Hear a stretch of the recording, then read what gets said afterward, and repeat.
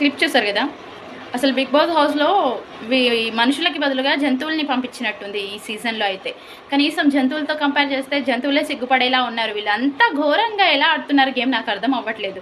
ఇప్పుడు ఒక గేమ్ ఇచ్చినప్పుడు మీరు విన్ అవ్వాలి అనుకున్నప్పుడు మీరు మీ ఎఫర్ట్స్ పెట్టి నీతి నిజాయితీగా ఆడి గెలుచుకుంటే అది వేరు.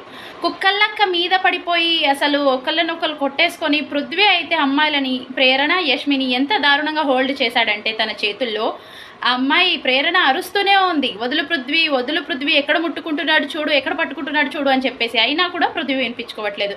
ఈవెన్ మణికంఠతో కూడా చాలా హార్ష్గా బిహేవ్ చేశాడు పృథ్వీ. ఈ వారం ఇంటి నుంచి బయటికి ఫస్ట్ పృథ్వీని బయటికి తరిమేయాలి. అప్పుడే అసలు పృథ్వీ హౌస్కి ఫిట్ కాదు. హీఈస్ అ బిగ్ యానిమల్ అన్నట్టుగా అనిపించింది నాకైతే.